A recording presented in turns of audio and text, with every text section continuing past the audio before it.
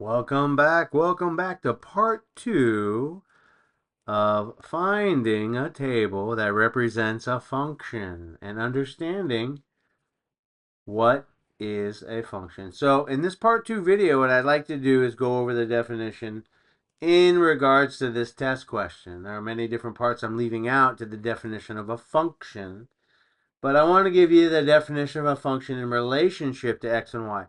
So what is the definition of a function in relationship to x and y coordinate points? Right? And that's really what this test question is asking you. So let me give you, if I can get my act together here and stop all these papers from flying around, let me give you the definition as far as what is important for this particular test question. Boy, I'm really having a hard time. This paper is just fighting me. My goodness. Thank you for sticking around and thank you for understanding. All right, so for every value of x, there is only one associated value of y. This means a function assigns exactly one y value to each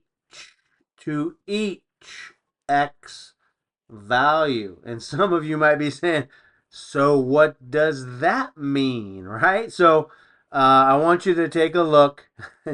I like to show you what that means. A lot of times in mathematics, if it's not a formula, it's the language that can be really confusing. And I think I developed a table that will help show you what does that mean visually. So let me show you in this particular table, right? And so we've got this first table that we see here, right? So each x value is assigned only one y value, or f of x is y. It's the same thing.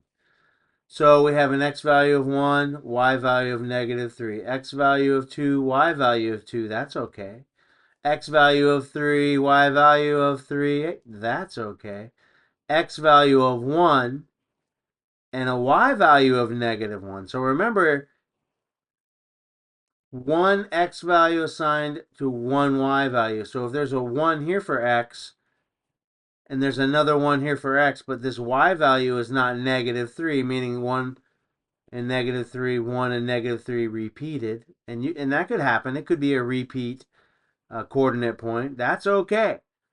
But when you have one x value assigned to a -3 y value, and that same x value assigned to a different y value, here it's -1, not a function. Not a function.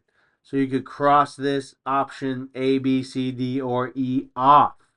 It is not going to be your answer. So let's take a look at what a function looks like. One assigned x value, x value assigned to one y value. So one positive 1 for x, -1 for y. Remember, f of x is y. Positive 2 for x, -2 for y. 0 for x, -3 for y. 5 for x, -4 for y. Do you see any repeating values for x? No. This is a function. Now again, I want to reiterate, it's okay that the x is repeated here. That's absolutely okay. But the y value needs to be the same in both. -3 and -3. Or -1 and -1. But because both of these y values are different with the same x value, not a function. Now, just to be a little more specific, you can also perform what's called a vertical line test. You could graph each one of these points, and after you draw the graph, however it may look, you draw a straight line up and down your entire paper. And if it touches the graph at more than 2 spots, not a function. Not a function. I'm hoping to show you that technique in the near future. And try to remember, hey, f of x is y. Okay, I'm going to go over some more examples, and then we'll look over that test question I introduced in part 1, and hopefully it'll be much clearer on how you're going to answer that particular test question and eliminate the non-functions and circle the answer or choose the answer that is the function. Hey, math is easy. Take it step by step. If I've helped you, please help me to continue to help others. Like, follow, and share these videos. Thank you for your time.